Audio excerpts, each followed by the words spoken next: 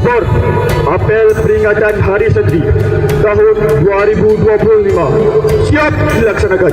Lanjutkan. Siap, lanjutkan.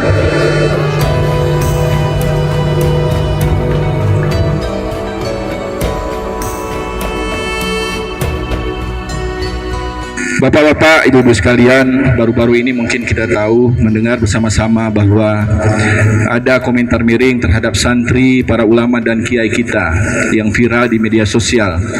Itu kami melihat secara pribadi bahwa itu adalah segelintir orang yang mereka tidak paham bagaimana peran santri, bagaimana peran ulama kita dan para kiai kita untuk memperjuangkan kemerdekaan. Mereka mengorbankan nyawa, harta untuk memperjuangkan kemerdekaan. Kemudian setelah memperoleh kemerdekaan, mereka tetap berpikir, para santri, para ulama dan para kiai kita tetap berpikir bagaimana caranya untuk mengisi kemerdekaan sehingga Indonesia ini bisa menjadi bangsa yang besar. Hari Santri tahun 2025 adalah Hari Santri yang istimewa.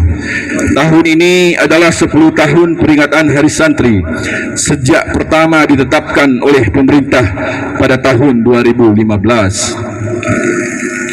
10 tahun bukan waktu yang singkat, Bapak Ibu sekalian. 10 tahun bukan waktu yang singkat.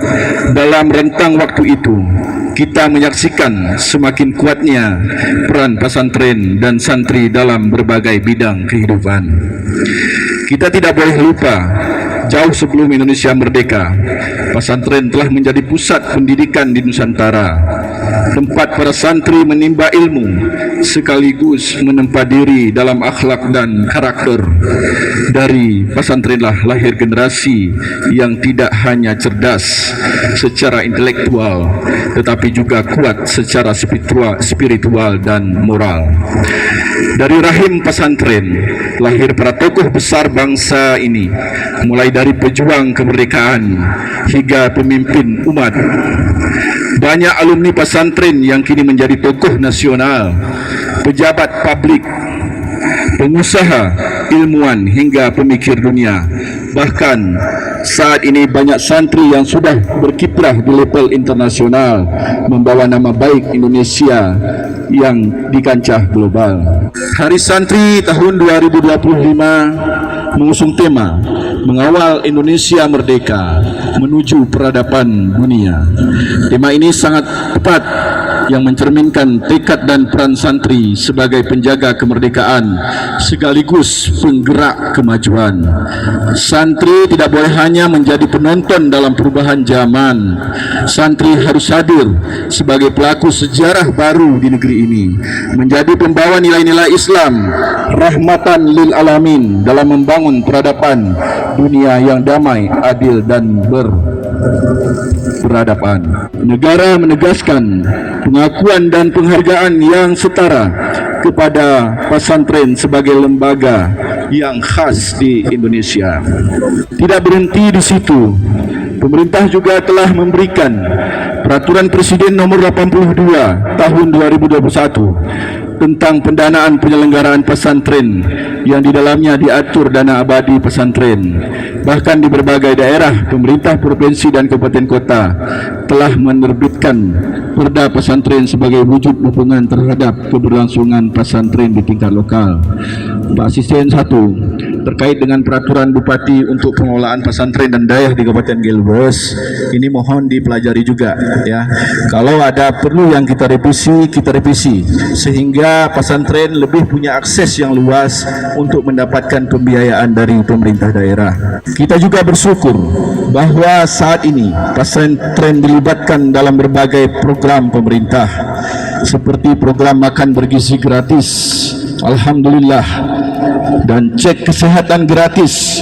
Kemudian program cek kesehatan gratis merupakan program yang sangat bersejarah untuk pesantren, karena untuk pertama kalinya santri mendapatkan cek kesehatan gratis secara massal.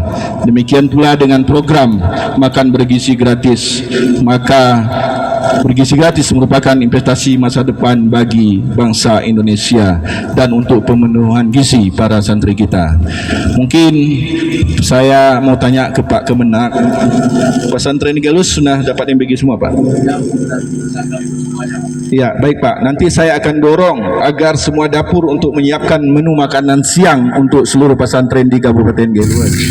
Lapor apel peringatan Hari Santri selesai. Laporan selesai. Bubarkan. Siap, bubarkan.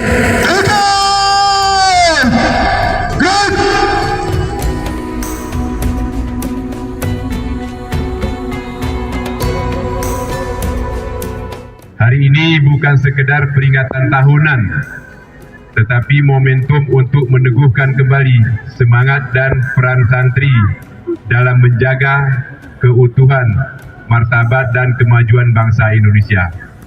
Sebagai putra daerah Gailwes, saya merasa bangga dan terharu dan bersyukur melihat semangat para santri, para ulama dan masyarakat yang tetap menjaga marwah keislaman, keilmuan serta kebangsaan di tengah arus perubahan zaman yang semakin cepat dan kompleks.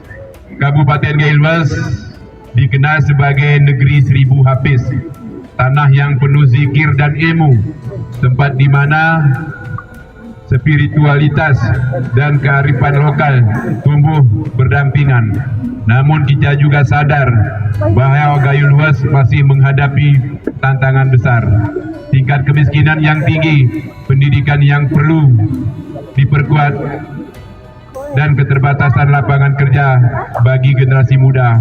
Oleh karena itu, saya mengajak seluruh santri dan masyarakat pesantren untuk menjadi agen perubahan di Kabupaten Gailwes ini.